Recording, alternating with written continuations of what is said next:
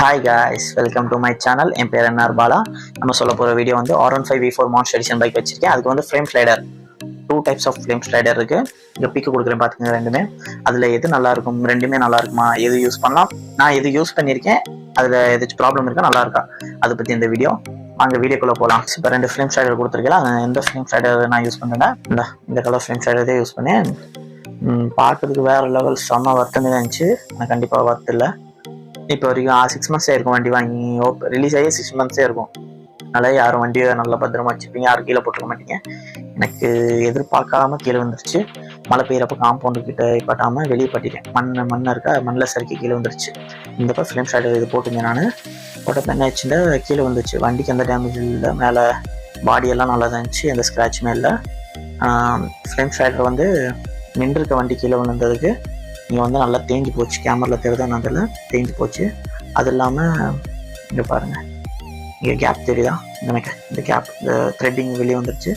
அதுவும் இல்லை. இன்னொன்று இந்த கிராஸை தெரியுதா, இங்கே கிராஸ் அவங்களுக்கு கிராஸ் ஆயிடுச்சு. இந்த ராடு கிராஸ் ஆயிடுச்சு.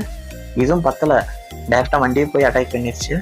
அதனால் 2 ஸ்க்ரூ கொடுத்துருக்காங்களே, 2 ஸ்க்ரூ வந்து எதில் மாட்டிருக்கும்ல, போட்டு எமா சிம்பிள் போட்டு இன்ஜினில் 2 சைடு இருக்கும்ல, இந்த அலுமினியம் கேப் மாதிரி. இந்த கேப்பில் 5 ஸ்க்ரூஸ் இருக்கும். 5 ஸ்க்ரூஸில் 5 or 6 ஸ்க்ரூஸ் இருக்கும். அதில் வந்து உங்களுக்கு பிக்கு கொடுக்குறேன். அதில் வந்து ஒரு 2 ஸ்க்ரூஸ் கழட்டி இது இருக்கா, இது இப்படி வச்சு மாட்டணும்.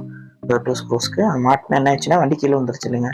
அது வந்து அலுமினியம் பாட்டுக்கு தான் சப்போர்ட்ல இருந்துருக்குது. இந்த கேப் இருக்குது, இன்ஜின் கேப் அலுமினியம். கீழே வந்தோன்னு என்ன ஆயிடுச்சுன்னா அலுமினியம், அது என்னது, ஸ்க்ரூ 2 வெளியே வந்துருச்சு த்ரெட்டிங்க்கு. இந்த அலுமினியம் கேப் வந்து கிராக் ஆயிடுச்சு. இந்த வெயிட் தாங்க முடியாமல் நின்றுருக்க வண்டி கீழே வந்ததுக்கே கிராக் ஆயிடுச்சு. அதனால காலேஜ் போவேன் டெய்லி ஒரு 50 கிலோமீட்டர்ஸு. காலேஜ் போகிறப்ப என்னாச்சு, ஓகே காலையில் எடுத்து போனேன், ஒன்றும் தெரில.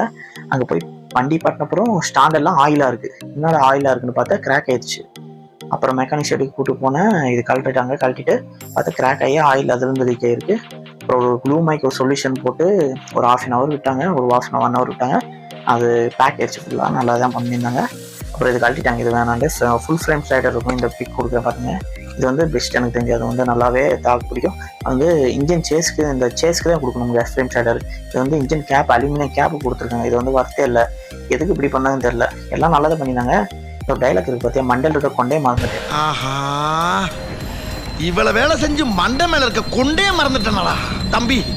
அந்த ஒரு டைலாக்கு அப்படிதான் V3 கூட V4 வந்து இப்படி ப்ராப்ளம் பண்ணிட்டாங்க. எதுக்கு இப்படி ஐடியா எப்படி தோணுச்சுன்னே தெரியல. பெரிய பெரிய இன்ஜினியரிங் அப்படி இப்படி தான் பார்த்து ரெடி பண்ணுவாங்க.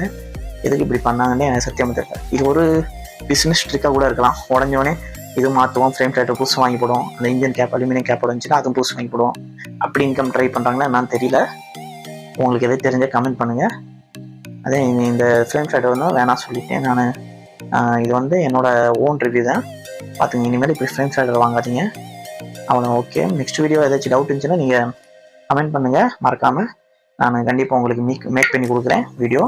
அது இல்லாமல் நீங்கள் கண்டிப்பாக subscribe and bell icon all கொடுத்தா தான் நான் கொடுக்குற வீடியோலாம் உங்களுக்கு கண்டிப்பாக நோட்டிஃபிகேஷனாக வரும். உங்களுக்கு பிடிச்சிருந்தா லைக் பண்ணுங்கள், கமெண்ட் பண்ணுங்கள், சப்ஸ்கிரைப் பண்ணுங்கள், பெல் ஐக்கான் ஆல் டிக் பண்ணிக்கோங்க. நெக்ஸ்ட் வீடியோவில் ஒரு நல்ல கண்டென்ட்டோட உங்கள் கூட மீட் பண்ணுறேன். வரைக்கும் டாட்டா பாய் பாய் சொல்கிறது மறந்துட்டேன். எங்கே போனாலும் சேஃபாக போங்க, ஹெல்மெட் போட்டுக்கிட்டே போங்க. இதெல்லாம் யூடியூப் சொல்கிற மாதிரி தான் நானும் சொல்கிறேன். இது சொல்கிறதுக்கு ஒரு ரீசன் இருக்குது. நான் அடுத்த வீடியோவில் அந்த ரீசன் என்ன சொல்கிறேன். மறக்காம மட்டும் ஹெல்மெட் போட்டு போங்க. எங்கே போனால் சேஃபாக போங்க. நீங்கள் நல்லா போனாலும் ஆப்போசிட்லேருந்து வரவங்க எப்படின்னு சொல்ல முடியாது. அதோட இந்த ரீசனுக்கு என்ன காரணம் நெக்ஸ்ட் வீடியோவில் நான் உங்களுக்கு சொல்கிறேன். சேஃபாக இருங்க. நெக்ஸ்ட் வீடியோ சந்திப்போம்.